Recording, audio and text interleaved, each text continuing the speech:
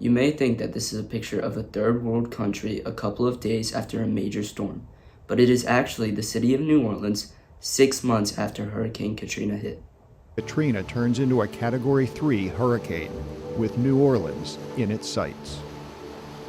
On August 23, 2005, the Category 5 hurricane, known as Hurricane Katrina, touched down on the southern border of the United States of America, including states such as Mississippi, Alabama, and Louisiana, creating one of the most devastating natural disasters to ever occur.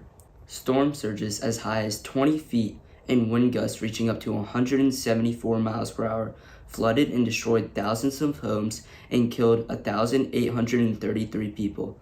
This storm lasted a total of 8 days, ending on the 31st of August.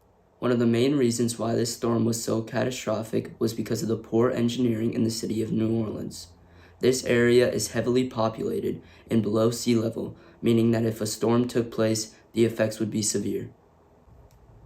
This video shows how poorly constructed the levees were in New Orleans that would flood so easily.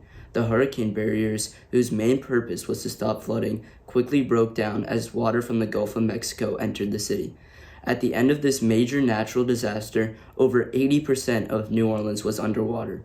Many citizens resided in the Superdome during the storm, which is a gigantic football stadium located in New Orleans.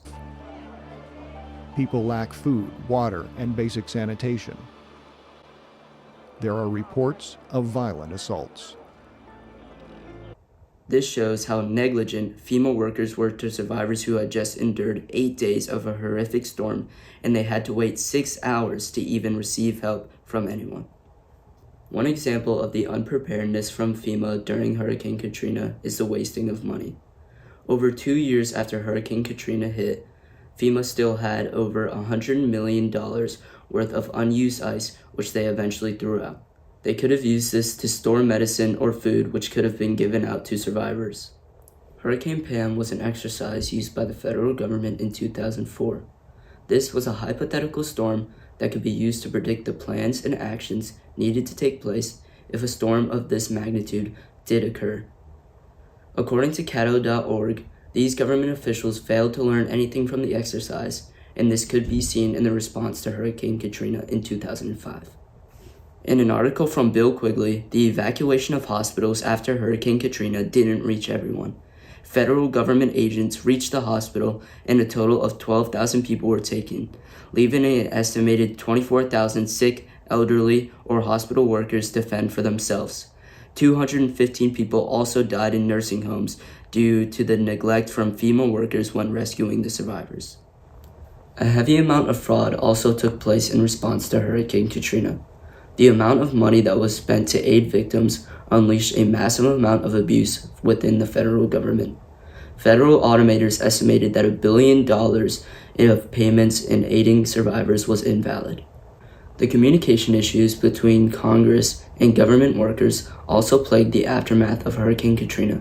According to the House of Representatives, the lack of communication was due to power shortages and knockdown telephone poles, which made it hard for directions to be given about the situation. This should not have occurred because FEMA had been making constant payments to state and local governments to ensure that emergency communication systems were in place since the Cold War. The overall unawareness and confusion from FEMA workers during Hurricane Katrina led to a lot of destruction and injuries that could have been prevented. The federal government needs to take bigger steps in the future that will help prepare us for any natural disaster, no matter the scale. So many lives could have been saved if the federal government decided to prepare for the storm rather than acting after it. We can't stop nature, but we can prepare for it to the best of our ability.